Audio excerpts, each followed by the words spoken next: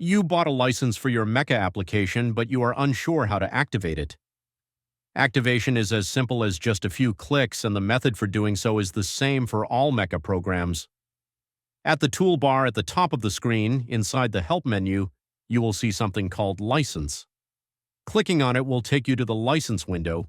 Here you can type in the information needed to activate your license. Here is the license ID.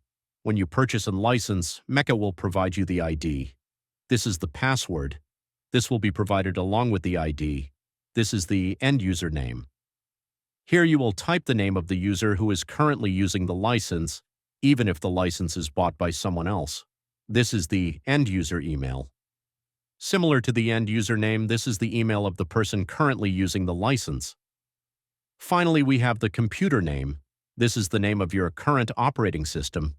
This will typically fill out automatically when opening the license. You can add or alter this in any way you like.